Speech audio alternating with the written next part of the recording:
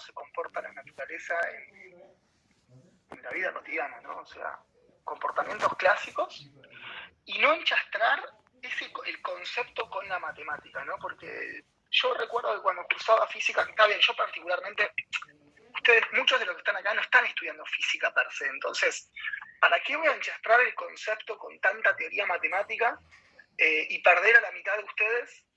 Cuando en realidad la base fundamental es bastante sencilla, lo que venimos viendo vimos por ejemplo cinemática, que es tratar de predecir dónde se va a encontrar un objeto al cabo de un tiempo, no hay mucho más que eso. Después, obvio, tenés todo un formalismo matemático y quizás las ecuaciones que yo di, las di en el sentido lo más sencillo posible y se las pueden complicar mucho más, porque yo conozco docentes que quizás le hacen una vuelta de tuerca matemática que está buenísima, porque es súper enriquecedora, pero como ustedes no estudian física y no necesitan tener concretamente saber todo el desarrollo matemático. Entonces, principalmente es que se lleven algo, ¿sí? Hoy vamos a ver las causas por las cuales el movimiento se lleva a cabo. Estas causas por las cuales el movimiento se lleva a cabo fueron, digamos, descritas o fueron estudiadas a comienzos de 1500, 1600, con Galileo, después en 1700 con Newton, que lo formaliza. O sea, estamos hablando de algo que tiene no más de 500 años, 400 años, ¿sí? Y que se formaliza, se pone en hoja y papel, bueno, es lo mismo hoja y papel, con hoja y lápiz, se pone principalmente algunas ecuaciones que permiten de describir estas causas, ¿sí? Recuerden que principalmente uno puede tener en la cabeza una idea, un concepto de cómo funciona la naturaleza, la puede explicar con palabras, pero después esa idea hay que bajarla al papel, hay que bajarla con un lenguaje que nos permita comunicarnos entre nosotros, ¿sí? O sea, yo voy, te lo comunico, te lo cuento, pero esa idea hay que bajarla a papel y la manera de bajarla a papel es usando la matemática, lamentablemente. La matemática es el lenguaje de la ciencia, entonces tenemos que saber algo de matemática. Forzosamente estamos condicionados a saber algo de matemática para poder terminar de entender al 100% la teoría.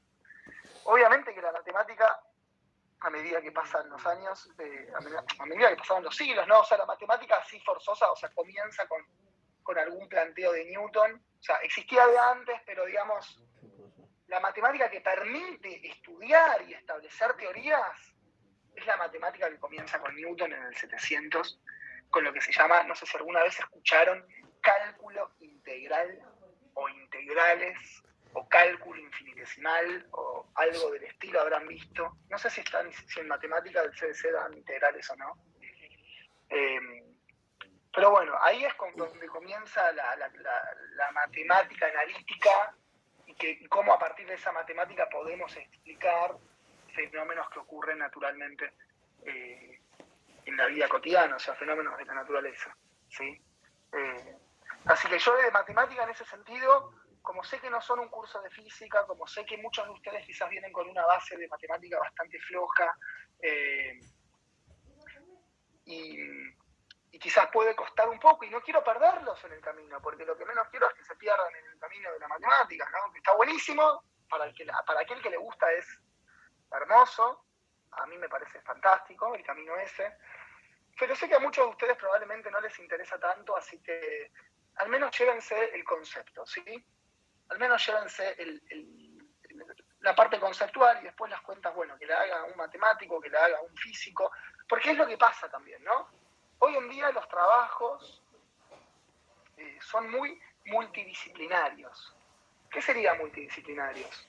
Se encuentran grupos de trabajo donde hay un montón de disciplinas distintas, te encontrás con abogados, te encontrás con psicólogos, te encontrás en el palo de la ciencia será, no sé, con físicos, con biólogos, con químicos, con médicos, y son trabajos multidisciplinarios donde cada uno da su aporte y se discuten ideas, no sé si estamos hablando de trabajo de investigación, que es lo que yo conozco, pero se discuten ideas y después, si hay que desarrollar o profundizar un poco más esa idea, se hace se le encarga la tarea a aquel que es más ducho para una cosa u otra. ¿Se entiende lo que digo? O sea, para el matemático, por ejemplo, que está bien del palo de la matemática, bueno, te digo, bueno, esta idea desarrollar, ponémela en papel a esta idea con algunas cuentitas matemáticas, así las podemos después analizar o estudiar en la computadora o lo que sea. Así que es un poco así, los trabajos son bastante multidisciplinarios, a diferencia de lo que era antes, que es tipo, che, bueno, necesito un matemático que haga solamente esto, y entonces ahora se comparte mucho más la información. Está menos, digamos, encofrada, ahora es mucho más abierta, se discuten ideas con distintas disciplinas y cada uno da su aporte y eso está buenísimo. Bueno, dejo de charlar medio boludeces, comenzamos, estoy compartiendo pantalla creo, ¿no? Sí. Sí. Bien. El módulo 2 es el módulo, entonces, vamos a poner acá, módulo 2, es la dinámica. Habíamos visto cinemática. La cinemática era la parte de la ciencia, o la porción de la ciencia que estudiaba principalmente el movimiento. Estudiar el movimiento no significa estudiar las causas, significa decir, bueno, cuando algo se mueve yo puedo establecer dónde se va a encontrar ese cuerpo a medida que pasa el tiempo, o con qué velocidad se va a encontrar el cuerpo a medida que pasa el tiempo. Entonces acá la dinámica lo que hace es estudia las causas del movimiento. Ustedes sabrán que en la vida toda causa tiene un efecto. Las causas, el principio de causalidad. El principio de causalidad es que toda causa, y eso se tiene que respetar en la ciencia, toda causa tiene que tener un efecto. Las causas del movimiento. La física, si se viola el principio de causalidad, entonces se asume que la teoría propuesta no es una teoría correcta. ¿Sí? Las causas del movimiento, cuando digo causas, ¿no les gusta la palabra causas? Bueno, pongan motivos, los motivos por los cuales el cuerpo se mueve, ¿no? Porque a veces, yo me acuerdo que a veces a los docentes, al menos que tuve yo, les encantaba probablemente usar, tampoco la palabra causa es una palabra muy rebuscada, ¿no? O sea, la conocemos, pero les encanta usar palabras súper extrañas o palabras súper técnicas por algún motivo, no sé por qué, debe ser porque, primero quizás puede ser para empezar a que los alumnos vayan adquiriendo ese lenguaje, pero bueno, yo estudiaba física en ese entonces, o sea, ustedes no estudian física, entonces es como que yo les hable con un lenguaje técnico muy al pedo, no sé si les va a servir. Y entonces yo me perdía a veces en las definiciones, ¿no? Porque me hablaban con cosas, palabras medias rebuscadas, o lo que sea, o por ejemplo, más adelante vamos a ver el fenómeno de refracción, ¿no? Y a mí me decían refracción, yo no sabía lo de la refracción. Y el tipo explicaba el fenómeno de la refracción, pero podía haber usado una palabra mucho más sencilla, en vez de que, y en ese momento, a ver, en ese momento tampoco soy tan viejo, ¿no? Pero en ese momento como que el tener el teléfono y tener acceso a la información al instante no era común, o sea, hace 10 años atrás no era tan común. Entonces, y a mí me quedaba resonando la palabra refracción, y hasta que no agarré un libro y hasta que no leí una definición un poco cambiada, no terminé de entender lo que era refracción. Sí entendía la parte matemática, perfecto, genial, pero ¿qué es? Me perdí el concepto. O sea, entiendo toda la parte, pero me perdí qué es lo que está pasando acá, ¿no? Entonces, para llamarla la refracción de otra cosa es, digamos, el cambio de bueno, cuando lo veamos les explico, pero lo voy a explicar con otras palabras, obviamente, no les voy a estar diciendo refracción. Bueno, entonces, estudia las causas y los motivos del movimiento. Entonces, volvamos a lo mismo que teníamos antes, donde teníamos una pelota, ¿no? Teníamos una pelota que se encuentra en un estado A y quiero que esa pelota llegue a un estado B. Entonces, evidentemente, para que la pelota pase de A y B, esta pelota se tiene que mover, supongamos que la pelota arranca del reposo, es decir, con 0 metros por segundo. Entonces, para llegar de A a B, esta pelota evidentemente se tiene que mover, no queda otra. Eso creo que es intuitivo y todos lo sabemos. Pero la manera para la cual, ¿de qué manera puedo lograr que esta pelota se mueva? A ver, bueno, tenemos distintas alternativas. O sea, distintas alternativas casi, en realidad, que son todas derivadas de la misma. La tenés que empujar a la pelota. Le tenés que aplicar lo que se conoce en física, una fuerza. Le tenés que pegar una patada. ¿No? No hay manera de que algo que está en reposo llegue al punto B sin que exista alguna fuerza actuando en el sistema. Algún impulso, algún patadón, alguna inercia, algo, ¿no? ¿Todos lo ven eso? ¿Que no hay manera? ¿O no? Si el tipo quiero que llegue al B, sí o sí lo tengo que empujar. Empujar, en otras palabras, sería aplicarle una fuerza. Poné tu mano acá y empujala para allá. ¿Sí? Bueno, de ahí se deriva básicamente las 3 leyes fundamentales de Newton. Vamos a anunciarlas. La primera ley de Newton dice un poco eso, esto que te acabo de decir. No hay manera de que esta pelota vaya de acá a acá sin que exista una fuerza. Eso dice. En pocas palabras es eso. Voy a decidir la definición formal, la definición del libro, pero después, si van a Wikipedia, van a leer o algo muy parecido o algo con otras palabras, que está buenísimo siempre leer mismas definiciones con otras palabras, porque es una manera también de fijar el concepto. ¿tá? La primera ley de Newton es lo que se conoce como ley de inercia, y dice así. Dice, todo cuerpo que se encuentra en reposo significa velocidad inicial 0, ¿no? Como acabamos de hacer, en reposo. O también se puede encontrar a velocidad constante. Velocidad constante también podría pasar, ¿no? Ahora les explico por qué. Va a mantener, estoy diciendo con mis palabras la definición, pero después lo buscan en Wikipedia y va a decir algo parecido. Va a mantener su estado de movimiento. ¿Qué significa su estado de movimiento? Su estado de movimiento es, si el tipo estaba en reposo, se va a mantener en reposo. Si el tipo estaba en velocidad constante, se va a mantener en velocidad constante. Eso es el estado de movimiento, ¿no? Va a mantener su estado de movimiento, a menos que, la única manera para cambiar su estado de movimiento, a menos que existan fuerzas. Cuando digo fuerzas, es lo que digo el patadón ese. Externas actuando en el sistema. Fuerzas externas es, viene alguien de afuera y me pega una patada. ¿Todos lo ven eso?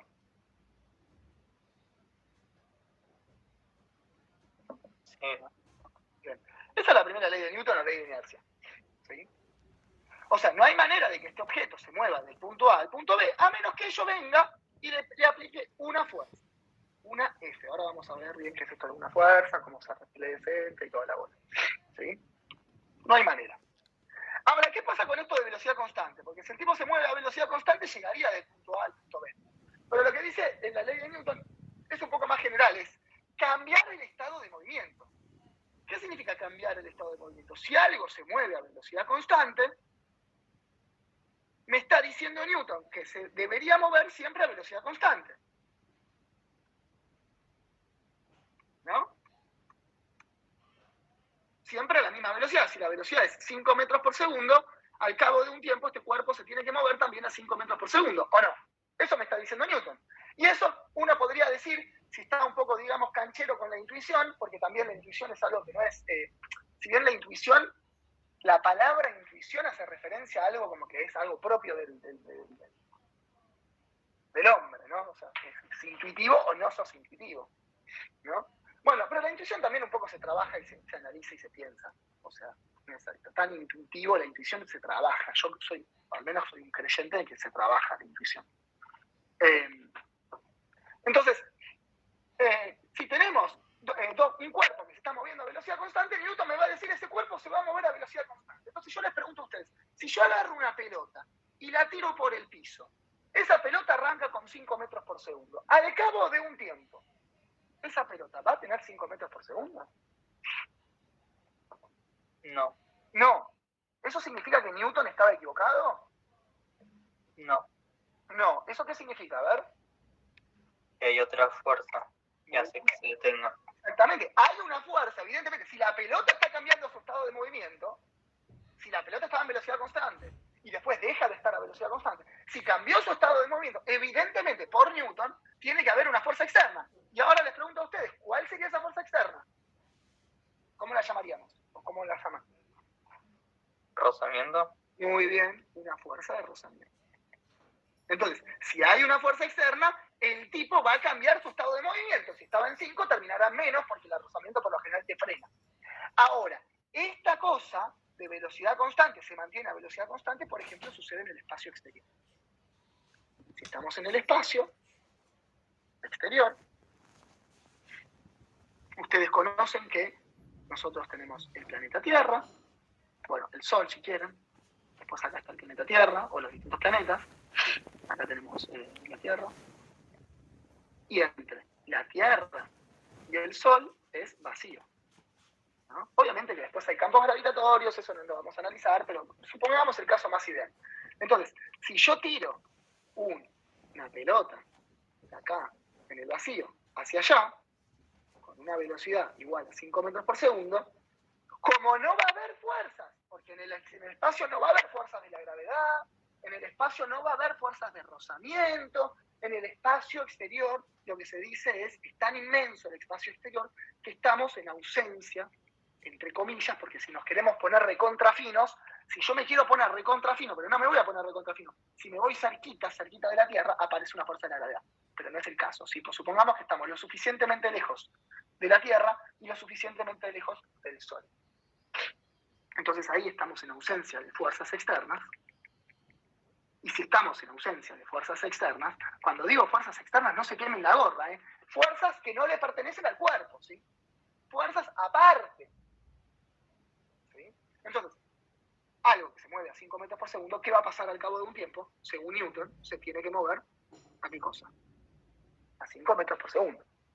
Y se tiene que mover a 5 metros por segundo de manera finita o de manera infinita, chicos, chicas, según Newton.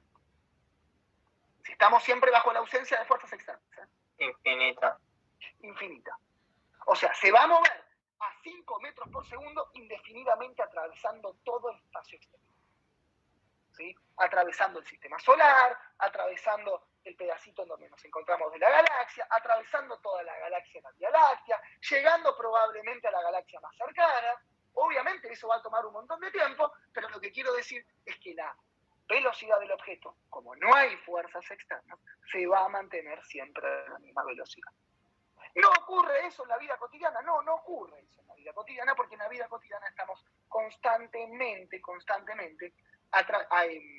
influenciados por fuerzas externas, ya sea la fuerza de rozamiento con el piso, o cuando tirás algo desde un edificio, también aparece la fuerza de rozamiento por el viento, ¿sí? Que hace que me frene. ¿Vamos hasta acá, compas? ¿Sí o no? Sí, profe. Sí. Bien. Sí. Vamos entonces, ahora que hablamos de la fuerza, fíjense que la fuerza en este caso vendría a ser la causa por la cual se mueve el objeto, o la causa por la cual se mueve seguro. Y también sería la causa por la cual el objeto podría cambiar su estado de movimiento, ¿o no? Porque la única manera de cambiar el estado de movimiento es que existe una fuerza. El tipo, si está en reposo y yo lo quiero llevar al punto B, va a llegar al punto B solo si existe una fuerza. De lo contrario no llega. Entonces la fuerza viene a ser la causa esta que les cuento, la causa por la cual los objetos se mueven. No hay manera de que un objeto se mueva si no tiene actuado una fuerza, ¿sí? Si no tiene sobre el objeto actuado, ¿no? Una fuerza, ¿no? Entonces, la fuerza, vamos a darle una definición un poquito más formal a la palabra fuerza. En física, la fuerza. En física, la fuerza. Digo en física porque quizás en la literatura la fuerza no es lo que estoy diciendo ahora en la literatura común, ¿no? Fuerza es golpear algo, o sería como golpear algo con fuerza. Es una flecha. En física es una flecha. Es una flecha y esto es un lenguaje muy coloquial, muy poco formal. El lenguaje matemático para decirle a una flecha, ¿cuál es? Vector. ¿Alguna vez escucharon eso? Bien, y un vector tiene 3 características muy particulares, o mejor dicho, una flecha tiene 3 características muy particulares. Tiene una dirección, eso de por sí, porque la dirección, fíjense, cómo voy cambiando la dirección de mi flecha, ¿no? ¿En qué dirección apunta mi flecha? Tiene una longitud. La palabra longitud también es una palabra muy coloquial. En realidad, la longitud de la flecha se llama módulo. ¿sí? No sé si lo escucharon. ¿Qué significa? Que la flecha puede ser grande o puede ser chica, ¿sí? En el caso de que la flecha sea grande, significa que la fuerza va a ser grande. En el caso de que la flecha sea chica, significa que la fuerza va a ser chica, ¿sí? Y tiene un sentido. ¿Y el sentido qué significa? Dada una determinada dirección, la flecha puede apuntar en este sentido o en el otro sentido, ¿no? Eso significa el sentido, ¿no? Dada una determinada dirección, son como los carriles del auto. Nosotros nos movemos en el auto en una determinada dirección, pero tenés dos posibilidades. O te moves en un sentido o te moves en el otro. ¿Estamos de acuerdo con eso, cierto? Esas son las características entonces del vector, de la fuerza. Entonces, si nosotros tenemos un objeto, a un objeto cualquiera, yo le puedo aplicar un montón de fuerzas. Le puedo aplicar una primera fuerza, o sea, vamos a ponerle de 50. Después decimos bien cuáles son las unidades de la fuerza. Bueno, se los digo ahora. ¿En qué se va a medir la fuerza? Esto es medio En Newton. vanidoso. En newtons, muy bien. Medio vanidoso por parte de Newton.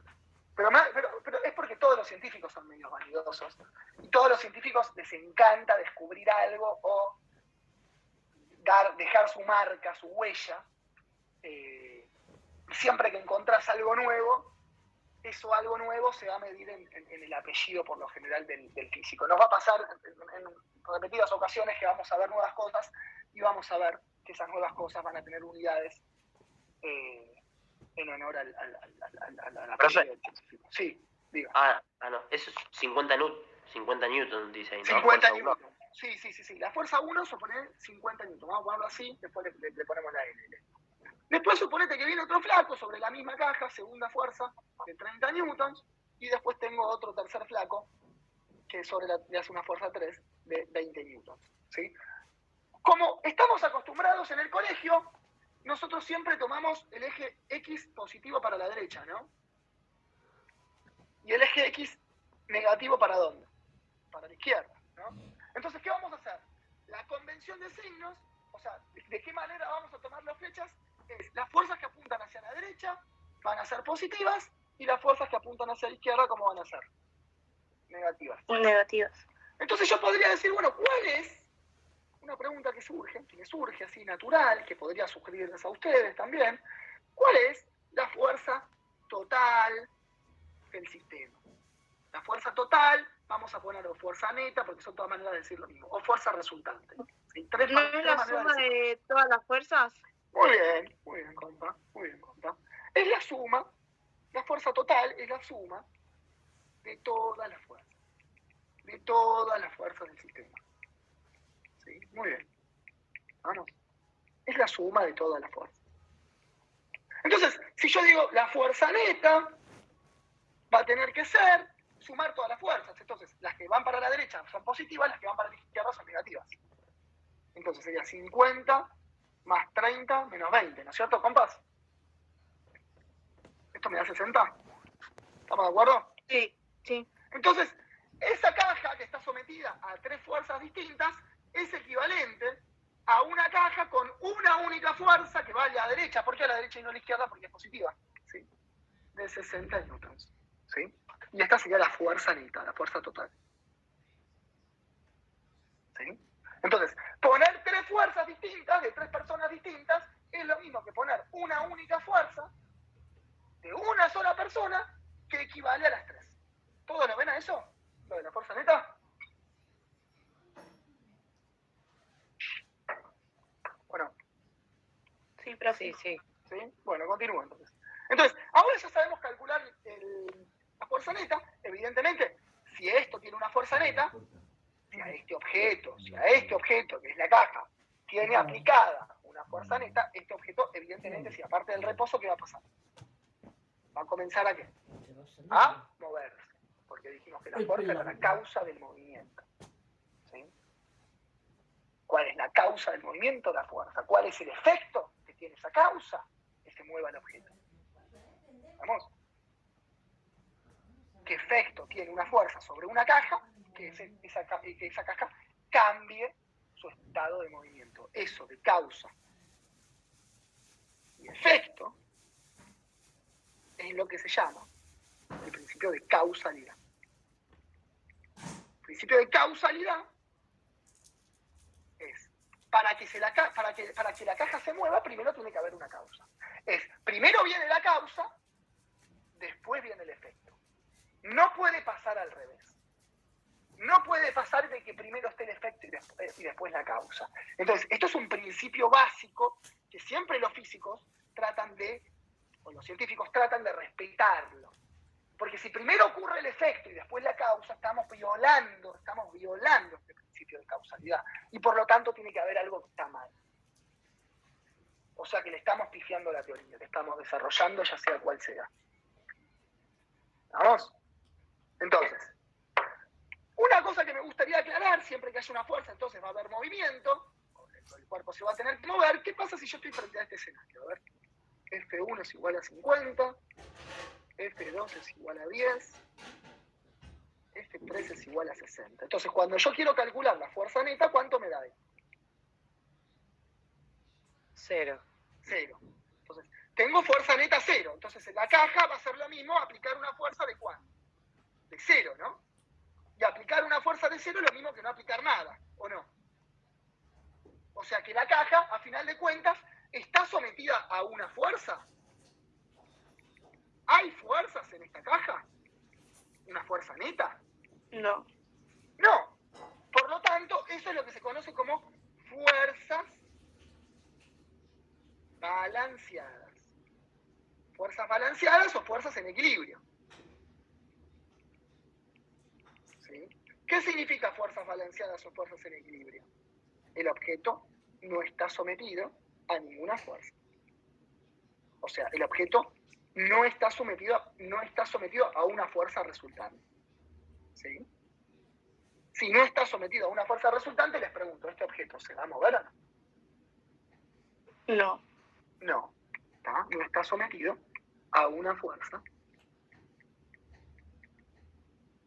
resultante. Y eso pasa constantemente. Todos los objetos que están quietos son objetos que están quietos porque el motivo por el cual están quietos es porque las fuerzas que están actuando sobre los objetos están balanceadas, están en equilibrio.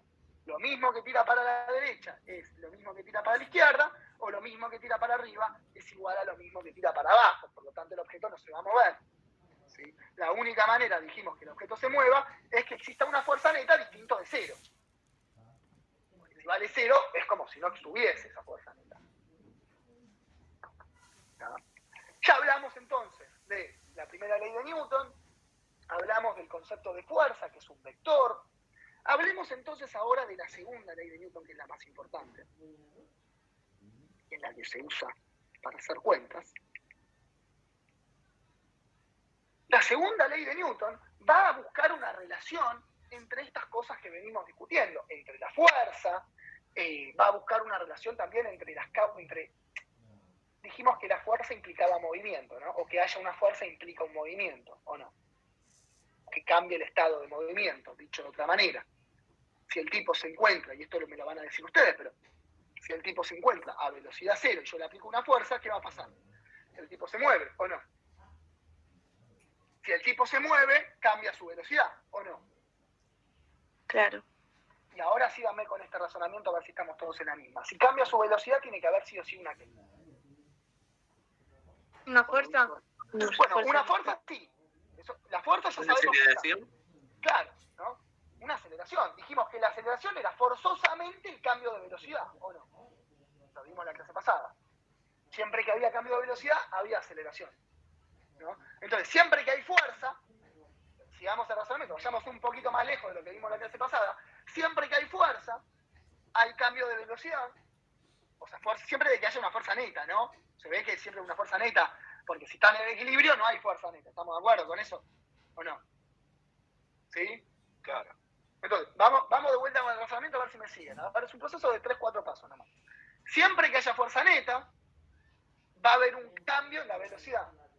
Y siempre que haya un cambio de velocidad, tiene que haber forzosamente una ¿qué? Una aceleración. ¿Estamos de acuerdo? Son 2 pasos. ¿Sí? Entonces la ley de Newton un poco es eso. Dice que la fuerza, siempre que haya una fuerza neta, va a tener que tener alguna relación directa con la aceleración, ¿no? Ahora, cuando vos aplicás una fuerza, compa, le aplicás una fuerza no sé, a una botella de agua.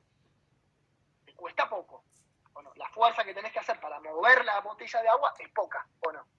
Poca fuerza. ¿Estamos de acuerdo? ¿Hasta ahí? Sí. Bien. Ahora, si yo quiero aplicar yo quiero aplicar una fuerza ahora sobre una heladera. ¿Qué fuerza tenés que hacer? ¿Mucha o poca? Mucha. Mucha. Entonces estamos todos de acuerdo que dependiendo del objeto, la fuerza que yo tengo que hacer es más grande o más chica. ¿Estamos todos de acuerdo con eso? Sí. Dependiendo del objeto que yo quiero mover, voy a tener que aplicarle más fuerza o menos fuerza. ¿Cómo le digo a la ecuación de que dependiendo del objeto que yo quiero mover, tengo que aplicar más fuerza o menos fuerza? ¿Qué me falta acá? Me está faltando algo. ¿La masa? La masa, ¿no? Porque la masa va a determinar qué tan pesado, ahora vamos a definir igual qué es lo que es la masa y lo que es el peso, pero la masa me va a decir a mí qué tan difícil va a ser para mí mover un objeto. Va a darme la sensación de decir, mira, no es lo mismo que vos quieras mover una heladera que quieras mover una botella de agua. La fuerza neta o la fuerza que vos tenés que aplicar es más grande o más chica. Entonces, ¿cómo se estudia esto? La M es de masa, la masa se va a medir en kilogramos, sistema internacional. La aceleración ya sabemos en qué se va a medir, en metros sobre segundo cuadrado. Y la fuerza, dijimos que ya hace un ratito, se va a medir en newtons. Entonces, si yo trabajo la masa en kilogramos por metros por segundo cuadrado, la multiplicación de estas dos unidades me da automáticamente newtons. Si yo trabajo siempre en el sistema internacional, no hace falta que ponga las unidades, porque ya automáticamente sé que, por ejemplo, si la masa está en kilogramos y la aceleración en metros por segundo cuadrado, la fuerza va a estar en newtons. Automáticamente. ¿Sí? Vamos. Bien, esta es la segunda ley. La segunda ley que se aplica en todos los ámbitos. Y esta sí la van a aplicar probablemente, hasta incluso la aplican muchos de ustedes están, no sé, en medicina, en algún momento de la medicina lo aplican. ¿Estamos? Entonces, siempre que vos quieras averiguar, ya sea la fuerza, ya sea la masa, o ya sea la aceleración, necesitas, si querés averiguar una de las tres cosas, necesitas las otras dos. ¿Todos de acuerdo con eso, no? Como dijimos en la clase pasada, sí. ¿Qué es lo que tengo y qué es lo que me falta? Si tengo una sola ecuación, te van a faltar dos cosas. ¿Estamos de acuerdo? Bien. Bueno, bárbaro. Pasamos entonces ahora a analizar un poquito otra cosa. La tercera ley de Newton, así ya damos las tres leyes. Que se lo conoce como el principio de acción y reacción. Y esta ley es muy linda, en el sentido de que no solamente es científicamente está comprobada. Otra cosa que quizás no dije, todo lo que sea una ley en física, pero también en matemática, ley significa todo aquello que no requiere demostración. ¿Sí? ¿Qué significa no requiere demostración? Significa, vos estudiás la naturaleza. ¿Qué significa estudiar la naturaleza? Vos te sentás en el parque y empezás a observar. Y empezás a observar distintos comportamientos. Empezás a tomar notas, es lo que se llama un trabajo científico. Empezás a tomar notas sobre esos distintos comportamientos, ¿no? Y ves repetidas veces el mismo comportamiento y ves que hay algo que se repite. Y ves, básicamente, digamos, encontrás un patrón. Encontrás algo que está completamente, todo el tiempo pasa, todo el tiempo sucede. Es algo que sucede constantemente. No tenés una manera de explicar por qué sucede eso. Porque simplemente lo ves y sucede. ¿Tá? Entonces, ¿qué es lo que haces? Eso se llama, digamos, lo que haces se llama recolectar datos empíricos. Datos empíricos son los datos que yo recolecto a partir de experimentos.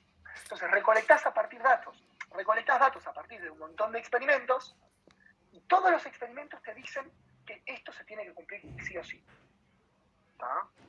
¿Y qué es esto de, por ejemplo, que se tiene que cumplir sí o sí? Significa que no necesito una demostración matemática o algo que me permita, digamos, explicar eso. La ciencia evolucionó un montón. Por ejemplo, desde la era, no sé, por ejemplo, desde la era copernicana, Copérnico, estamos hablando de 1500.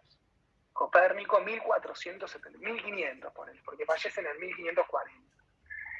Antes, por ejemplo, les cuento un dato de color nada más, pero para que vayan viendo cómo evoluciona la ciencia en particular. La ciencia no te va a dar nunca verdades absolutas, ¿sí? Y esas verdades absolutas van a tener que, si uno las cree absolutas, está muy mal informado, y las verdades de la ciencia son verdades que van tomando forma y van cambiando a medida que evolucionamos y vamos adquiriendo nueva información.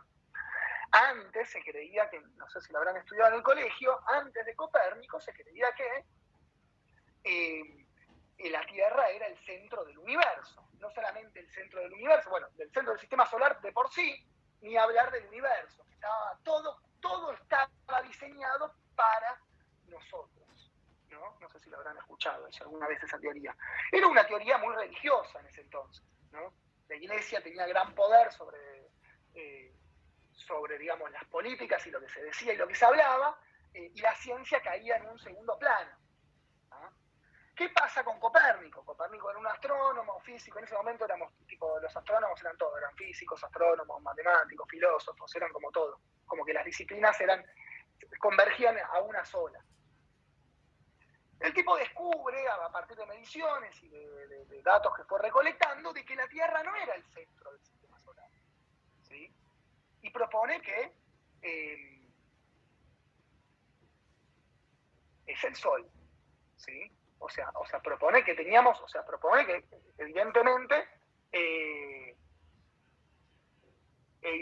no era la Tierra. Es un pensamiento que tenía que hacer a la tarde y me quedé con eso. Evidentemente no era el Sol, no era la Tierra, era el Sol. Bueno, le costó mucho esa decisión, porque esa decisión, eso digamos, ya de por sí, me olvidé lo que iba a decir. Bueno, lo que quiero decir, a final de cuentas, es que el tipo propone que el Sol es el centro del universo, y después con el tiempo nos damos cuenta de que ni siquiera el Sol es el centro del universo. Nosotros estamos perdidos en un pedacito de la galaxia, de una galaxia, que se llama la Vía Láctea. Y esa galaxia no es la única del universo, sino que esa única galaxia que nosotros pensábamos que existía, ahora estamos rodeados de galaxias. Todas las galaxias están formadas por estrellas. O sea, nuestro Sol es nuestra estrella. Y todas las estrellas que vemos en el cielo son todos soles que aparecen. Y esos soles que aparecen tienen a su alrededor distintos planetas orbitando. Y evidentemente después descubrimos, por ejemplo, que Newton viene y dice, bueno, existe la fuerza de la gravedad. Y fueron 200 años, 300 años, donde la ley de Newton, de la ley de la gravedad, lo que se llama la ley de gravitación de Newton, pasaron 300 años para que la ley de gravitación de Newton fuese rechazada por Einstein. Y diga, Einstein, hay que tener las bolas suficientes para decir, Newton está equivocado. Llegó Einstein y dijo, Newton está equivocado. La gravedad en realidad no es como lo contaba Newton, es otra cosa. Entonces ahí te das cuenta cómo evoluciona la ciencia y cómo las verdades van tomando forma distinta a medida que va pasando el tiempo. Y es cuestión de tiempo de que hoy todo lo que conocemos tome una nueva forma. Entonces, no tomemos todo como absoluto. Lo que quiero decir, esta ley sí es una ley que hasta que se demuestre lo contrario, va a seguir siendo una verdad. Por eso no requiere demostración. Hasta que no se demuestre lo contrario, va a seguir siendo una verdad. ¿Sí? Ocurre siempre. Hasta el momento ocurrió siempre. Entonces, ¿qué es lo que pasa si en algún momento no ocurre esta tercera ley de Newton? Lo más probable es que estemos mal en el pensamiento o en el desarrollo de la teoría, tengamos que volver a hacer mediciones, volver a hacer experimentos, porque queremos que esto se cumpla. Ahora, si en distintos experimentos de distinta índole vemos que esta ley no se cumple, probablemente esta ley no era tan ley como decíamos, o sea, no era tan verdad como la pensábamos, y habría que reformular la ciencia, reformular la física. Pero bueno, las leyes, lo que quiero decir es que por lo general son cosas que no requieren demostración y se toman como ciertas porque ocurrieron siempre. ¿Sí? Bueno, dejo de hablar y digo la tercera ley, es a toda acción, cuando digo a toda acción me refiero a toda fuerza, ¿no? Le corresponde una reacción igual, pero en sentido contrario. Igual, pero en sentido contrario. ¿Está? ¿Qué significa esto? Vamos con ese ejemplo. Un ejemplo peor. Tenemos una pared y suponete que vos estás con unos patines, en una patineta, y haces una fuerza hacia la pared, para allá. Vos empujás la pared para la derecha. ¿Para dónde te vas a ir vos? Eso es una pregunta, no es retórica. Para la izquierda. Para la izquierda, todos de acuerdo, ¿no? ¿Que nos vamos para la izquierda? Sí. Es intuitivo. Ahora, ¿por qué necesitaba la patineta? Porque la patineta lo que hace es evitar, ¿qué cosa? ¿Qué evita la patineta con respecto al piso, por lo general? El rozamiento, ¿no? ¿Está? Entonces, ahora, en el caso contrario, si vos no me pones la patineta, vos me decís, bueno, pero Joaquín, ¿qué pasa si no me pones la patineta? Yo no siento una fuerza que me tira para atrás. Esta es la reacción. Esto se lo llama reacción. La reacción, y esto es la acción.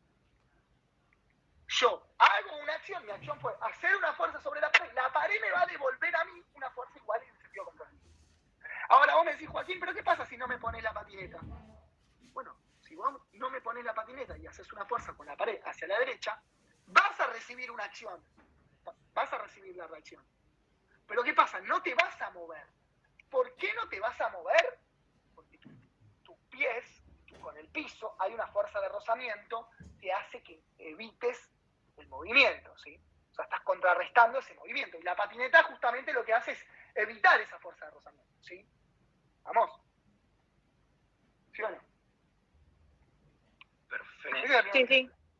Segundo ejemplo, así me lo puedo. Me imagino, por ejemplo, Sí. Por ejemplo, empujar la pared Sí. y de repente irse hacia atrás, o sea, Sí. que la parte de arriba del cuerpo se vaya hacia atrás y uno tiene que compensar. También, y lo compensás con la parte inferior. También, sí, total, te vas para atrás, total, también, forma parte de eso, sí, totalmente, sí. Pero, y esto es una ley, esto ocurre siempre, ¿eh? Ahora, que vos lo percibas o no es otra cosa, porque quizás hay otras fuerzas actuando en el sistema, pero si no hay otras fuerzas, al poner la patineta me estoy sacando la fuerza de rozamiento de encima, entonces las únicas dos fuerzas son la acción y la reacción. ¿Sí? Otro ejemplo, así medio pedorro. Espero que ninguno de ustedes haya disparado una pistola, pero bueno, es un buen ejemplo para ver el principio del señor reacción. ¿Qué pasa cuando agarramos una pistola y disparamos? ¿La bala hacia dónde se va? O sea, la acción es disparar y la bala se va para allá, ¿no? ¿Están de acuerdo? ¿Y qué hace la pistola por lo general cuando vos da un culatazo? ¿Saben lo que es un culatazo? Te empuja para Sí, te atrás. tira como para atrás. Te tira como para atrás, ¿no? Esta sería la reacción. La reacción debido a la acción. Ahora, si la pistola es una pistolita chiquita, probablemente no te vayas para atrás porque la reacción la podés absorber con tu fuerza misma, ¿no? O sea, si es una pistolita chiquitita, la reacción con tu fuerza la podés absorber, ¿no? Como que no te tira para atrás. ¿Estamos de acuerdo? ¿Sí? Bueno, ahora, agarrate una pistola o una bazooka, lo que sea, un arma grande, dispará y el culatazo es cada vez más grande. ¿Sí? Cuanto más grande es el arma, más grande es la reacción, más grande es el culatazo. ¿Por qué? Porque la fuerza con la que sale la bala es más grande, entonces la reacción tiene que ser cada vez más grande. ¿Estamos de acuerdo con eso? Sí, sí. Sí, sí. Bien, dale. Entonces, otro ejemplo pedorro y ya, para cerrar este concepto. Los cohetes tienen la facilidad, digamos, de propulsarse hacia arriba porque el diseño del cohete hace que cuando sale, la acción que es quemar combustible y el combustible hacia dónde tira, empuja hacia dónde. Hacia el piso. ¿Y qué pasa cuando tiras el combustible hacia el piso? Lo que pasa, hay una reacción que el cohete hacia dónde se mueve. Hacia arriba. Hacia arriba. Toda la fuerza que hace la combustión de la turbina del cohete hacia abajo se convierte en una reacción para el cohete que lo tira en el sentido contrario. ¿Sí? Esto es una ley. Hemos diseñado aviones usando la ley de Newton, o cohetes en este caso. Hemos diseñado armas utilizando la ley de Newton. ¿Sí? Todas cosas para destruir, no mentira. No, pero a ver, la ciencia evoluciona y hace evolucionar al mismo tiempo también la tecnología, ¿no? No sé si vieron, por ejemplo, una película ahora muy linda para que vayan a ver, que es el Proyecto Manhattan, la de Oppenheimer. Oppenheimer era un físico moderno, un físico de la Segunda Guerra Mundial. Y el Proyecto Manhattan es el proyecto que montan los yanquis para construir la bomba atómica antes que los rusos. Y muestran cómo los distintos avances científicos de la película fueron en ese caso mal utilizados en pos de construir una arma de destrucción masiva, ¿no? O sea, ahí es donde entra en juego la tecnología. O sea, la ciencia es el peldaño fundamental en donde se estudia, por amor a la ciencia, uno estudia cómo se comporta la naturaleza. Y después, bueno, viene la parte de ingenieril o, digamos, tecnológica, que a partir de todos esos desarrollos científicos los usamos para diseñar, ya sea cosas buenas o cosas malas. En este caso, bueno, diseñar, creo que la mayor catástrofe fue diseñar semejante bomba. En fin, bueno, tenemos entonces acá la tercera ley de Newton, y ya que estamos, para cerrar una cosita, vamos a ver la diferencia entre la fuerza-peso. Diferencia entre el peso y la masa. Ya con eso lo libero.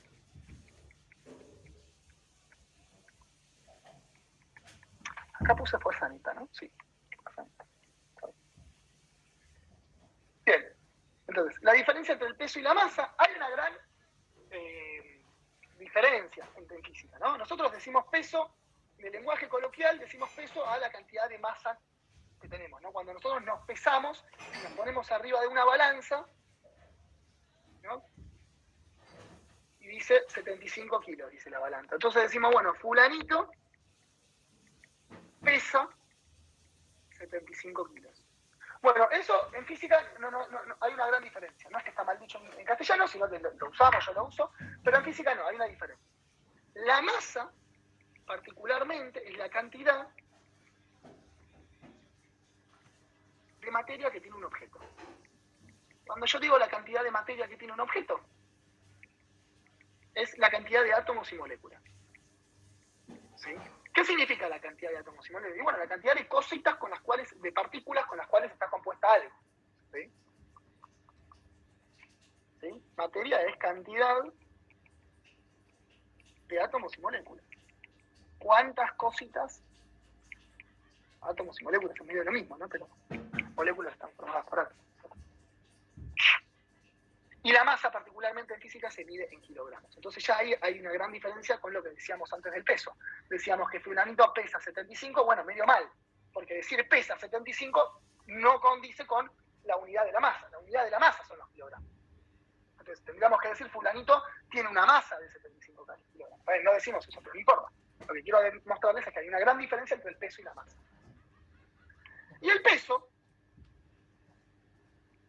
es la fuerza. Es una fuerza. Ya de entrada es una fuerza. Si ya de entrada es una fuerza, es una flecha.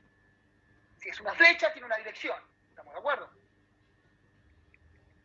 Es la fuerza de la gravedad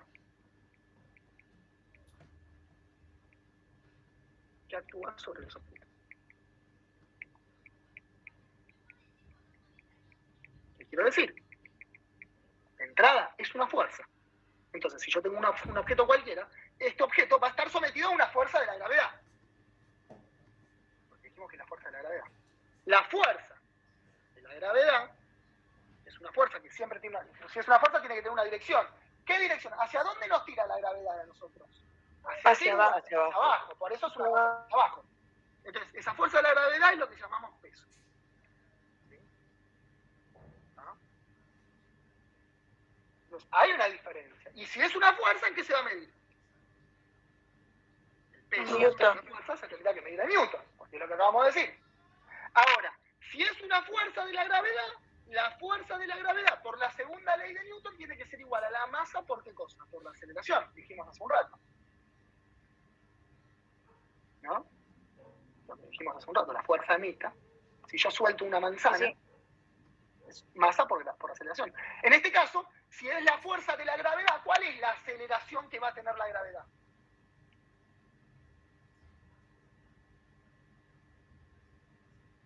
La aceleración de la gravedad, ¿cuál es?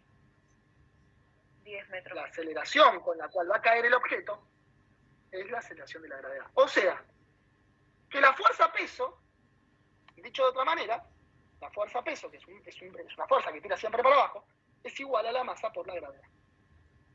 Y ahí está la diferencia entre la masa y el peso. Difícil. Entonces, ¿qué conclusión sacamos? Y bueno, mirá, fíjate, de acá sacamos un par de conclusiones. Primero, la masa es algo que no va a cambiar nunca, porque es la cantidad de materia, ¿no? O sea, vos tenés 75 kilos de materia acá en la Tierra, pero también te vas a la Luna y tenés 75 kilogramos de materia. No perdiste un brazo yendo a la Luna. ¿Estamos de acuerdo? A menos que hayas tenido un accidente. ¿Sí? Te vas a Marte y ¿qué materia tenés? La misma cantidad de materia, ¿no? No cambia la cantidad de materia, ¿o no? Profe. Sí, pero una pregunta, a ver si tipo, entendí lo que explicaste. Entonces nosotros, ponele, cuando nos subimos a una balanza y nos dice 80 kilos, en realidad serían 80 newtons. No serían 80 newtons, serían esto, muy bien lo que dijiste. 80 kilos. Pero ahí está, pero cuando nosotros nos pesamos, estamos ya teniendo, o sea, el resultado que nos da está siendo multiplicado por la masa, la gravedad. No, el misconception está ahí. Ahí, cuando vos te pesás, en realidad no estás midiendo el peso, estás midiendo la masa. ¿Me entiendes? O sea, cuando vos te pesás, esto es lo que te digo, fulanito pesa 75 kilos, eso es lo que nosotros decimos. Es lo que solemos decir. Por eso digo que hay una gran diferencia, hay una mala información en cuanto al vocabulario. Fulanito pesa tantos kilos, eso está mal. Mal dicho. Claro, tendría que decir, tiene una masa de 75. Tiene una masa de 75 kilos. Ahora, lo que te marca la balanza no es el peso, es la masa. ¿Sí? O sea si con la misma balanza que yo me estoy pesando acá, me peso en la Luna, ¿va a decir 75 igual? Va a decir 75 igual. Exacto. Sí. Bien, ok. La masa, la balanza mide masa, no mide peso. ¿Sí? Si vos, y ahí te voy lo de la Luna. Ahora, la balanza te mide 75 kilos, la misma cantidad de materia. Ahora, el peso tiene una dependencia de dónde estás. Porque la gravedad, en este caso, ponemos, por ejemplo, la gravedad de la Tierra, si querés. ¿No? Entonces, vamos, por ejemplo, con el peso en la Tierra. El peso en la Tierra, ¿cómo sería? Los 75 kilos que me marca la balanza, que es la cantidad de materia, por los 10 metros por segundo, ¿no? O sea, 750 newtons. ¿O no? El peso en la Luna, sin embargo, será lo que me marca la balanza en la Luna, que me va a tener que marcar lo mismo, me va a quedar neutro, me va a marcar la balanza, la masa, por la gravedad de la Luna, que es 1,6. Entonces, hay que hacer otra cuenta. Fíjate que ya es más chico, ¿no? Entonces será más o menos, no sé, invento, no sé cuánto da, 120, bueno, 120 litros. El peso en Júpiter, por ejemplo, serán los 75 kilos que vos tengas de Júpiter, de masa, por la gravedad de Júpiter, que son 25. ¿Sí? 25, esto no sé. Bueno, un número. ¿Está? Lo que quiero decir es que el peso tuyo va a ir cambiando a medida de dónde en qué parte del sistema solar te encontrás, o en qué planeta te encontrás. La Luna no es un planeta, es un satélite, pero no importa. Pero se entiende lo que voy. O sea, el peso va a cambiar en función de la gravedad del objeto, de la gravedad en donde vos te encontrás. ¿Vieron la película Interestelar o no? Sí. ¿La vieron? Bueno, peliculón, primero. Al que le gusta algo de física, primero es un peliculón. Creo que la habré visto 25 veces mínimo. Pero los tipos van viajando a distintos planetas, ¿no? Cada planeta tiene su gravedad, ¿no? O sea, vieron en algún momento que dicen que la gravedad no solamente tiene implicancias en el peso de los objetos, es decir, de cuánto te cuesta a vos caminar, porque si tu peso es grande, imagínate en Júpiter, hagamos la cuenta, 75 por 25, ahora, para decirle, 75 más o menos lo que pesa una persona promedio, ¿no? O sea, 75 por 25 son 1875 newtons. Fíjate, es casi 3 veces esto, ¿no? Imagínate caminar con 3 veces tu peso. Caminar con 3 veces tu peso te va a costar una barbaridad la fuerza que vos tenés que hacer. Ni hablar si querés saltar con 3 veces tu peso. ¿Se entiende lo que digo? O sea, caminar y desplazarse en Júpiter ya de por sí es un esfuerzo físico que pocos podrían hacerlo. Caminar y desplazarse en la Luna es re fácil. Por eso los tipos cuando saltaban, en el 69, cuando llegan a la Luna, y lo ven a los chabones que saltan y saltan re alto porque la fuerza que tienen que vencer, su peso es muy poquito, entonces con un poquito de fuerza ya superan los 120 newtons que los tiran para abajo, ¿se entiende? ¿Estamos? ¿No? Sí, sí. La gravedad, entonces, es un efecto, tiene efectos sobre el peso, pero la gravedad, si vieron la película Interestelar, y esto es justamente la teoría de Einstein, y es por la cual también la teoría de Einstein repela o rechaza un poco la teoría de Newton. Si vieron la película, al principio de la película, cuando van al primer planeta, la gravedad tiene efectos sobre el tiempo. No sé si vieron o se acuerdan de la película, que en un momento decía que 1 hora representaba 8 años o 7 años en la Tierra. 1 hora en este planeta, los tipos iban, por ejemplo, no sé, venían con su nave espacial, acá estaba el planeta al que querían ir, la gravedad era enorme, era una gravedad enorme. Gravedad enorme, ¿por qué? Porque estaban cerca de un agujero negro. Entonces ya de por sí tenés una gravedad enorme. Entonces los tipos cuando van con su nave y quieren aterrizar acá, en el planeta, ¿qué pasa? 1 hora, estar 1 hora en ese planeta implicaba 7 años en la Tierra. Y esto de la dilatación temporal, dilatación, ¿qué significa, chicos? Algo que se dilata, algo que se estira, algo que no se mantiene constante. ¿Sí? Esta dilatación temporal de estar 1 hora en un planeta que representa 7 años en la Tierra, es algo que ocurre, forma parte de la teoría de Einstein, forma parte también de explicar la gravedad, cómo funciona, porque Newton nos dijo, bueno, hay una gravedad. O sea, todos los cuerpos caen, está la gravedad. Bueno, pero ¿qué es? ¿Cómo funciona? ¿Cuál es el mecanismo por el cual nos sentimos atraídos por el centro de la Tierra? ¿Por qué motivo? Bueno, todo esto lo explica Einstein. Se nos escapa, obviamente, del curso. Pero lo que quiero decir es un montón decir, me quedo 1 hora en el planeta, y porque me quedé 1 hora en este planeta que está a no sé cuántos años luz de distancia de la Tierra, representan 7 años de la vida en la Tierra. O sea que, en cierto modo, acercarte a lugares de alta gravedad significa viajar al futuro, en pocas palabras. Porque si vos estás 1 hora en un lugar, y eso representa 7 años en la Tierra, quedate 5 horas en el lugar. Cuando volviste a la Tierra pasaron 35 años. Estás viajando al futuro, ¿no? 5 horas de tu vida contra 35 años, estás en cierto modo viajando al futuro. ¿Sí? Entonces, bueno, nada, detalles de la película, pero lo que quiero decir es que la gravedad tiene, o sea, el peso depende de la gravedad de donde vos te encuentres. En nuestro caso, la gravedad con la que vamos a laburar siempre va a ser la gravedad de la Tierra, o sea, siempre esta gravedad va a ser de 10 metros por segundo cuadrado. Entonces no vamos a estar trabajando con gravedades de otros planetas o de otros satélites, por lo tanto la masa, el peso, siempre que lo quiera calcular, va a tener que ser la masa que me dice la balanza por la gravedad. ¿Estamos? Una pregunta. Diga. ¿Es posible caminar por Júpiter? No digo por la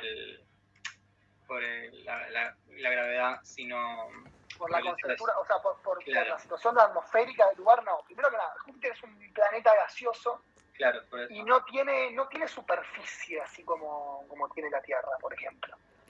Es todo una nube de polvo y de aire no, pero de gases. ¿Sí? ¿Sí? Entonces no tenés una superficie sólida. Es un planeta, es un gigante, se lo llama un gigante gaseoso. Gigante, ¿por qué? Porque es el planeta más grande de todo el sistema solar. Y gracias a Júpiter, por ejemplo, la Tierra está salvada de un montón de meteoritos que podrían estar estallándose en la Tierra, pero gracias a Júpiter, que es el planeta más grande del sistema solar, por ejemplo, y todos los meteoritos, es tan grande Júpiter que su gravedad es grande, ¿no es cierto?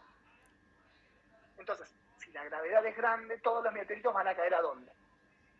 A Júpiter. ¿Sí?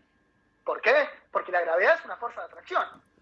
Si yo tengo un meteorito, y ese meteorito tiene que elegir, es muchísimo más complejo de lo que voy a decir, pero lo digo en pocas palabras así muy llanas. Si yo tengo un meteorito y ese meteorito tiene que caer en la Tierra o tiene que caer en Júpiter, tiene esas dos opciones. ¿Dónde va a caer ese meteorito? Va a caer en Júpiter. ¿Por qué? Porque la gravedad de Júpiter es más grande y ese meteorito se siente más atraído por Júpiter que por la Tierra. ¿Se entiende? Entonces, lo que quiero decir con esto es que gracias a Júpiter, el planeta Tierra hoy sigue vivo, en cierto modo. O sea, hay un montón de implicancias. O sea, como que las condiciones para la vida humana y para la vida en general que tiene el planeta Tierra son muy excepcionales. O sea, son muy únicas, pero a mi parecer, como dato de color, considerar que la Tierra es el único lugar que alberga vida es demasiado optimista y vanidoso. Pensá que allá afuera tenés miles de millones de galaxias. De esas miles de millones de galaxias tenés miles y millones de estrellas. Acordate que las estrellas son soles. Y esas miles y millones de estrellas tienen miles y millones de planetas circundando. Entonces, creer que la Tierra es el único planeta de todas esas miles y millones de posibilidades es un poco vanidoso, me parece. Es de querer darle una importancia al ser humano que está por encima de la que, o sea, obvio, el ser humano es mil, pero bueno, no creo que seamos los únicos en este universo. Y te digo más, se estima que no es el único universo nuestro.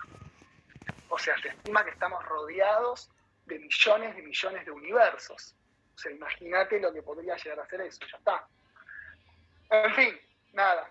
Pero bueno, estamos como que también estábamos muy influenciados por toda la historia bíblica, digamos, la religión cristiana, que decía que somos todo, que Dios que nos creó a nosotros y todo eso. Vencer todas esas creencias a lo largo de la historia fue complicado. Después, bueno, aparecen un montón de...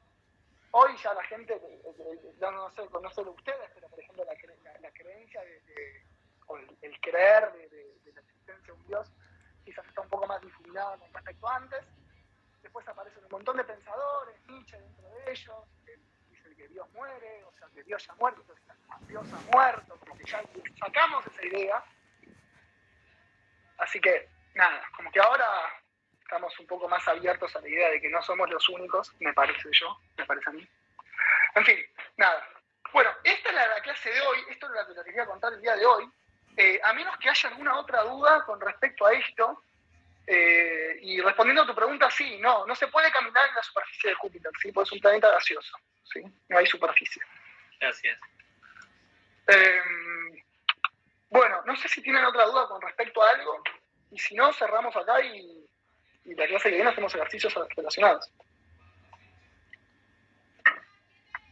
¿Dudas? ¿No? No, profe, todo bien. No, profe. Perfecto, entonces agrego este archivo al Drive, así ya lo tienen, y la clase que viene a las 8... No, un minuto. Listo. La clase que... No le puse título, bueno, no importa, quedó sin título. Nos vemos en la clase que viene, ¿sí? Bueno, perfecto. Perfecto, profe, muchas gracias. Chao, gracias.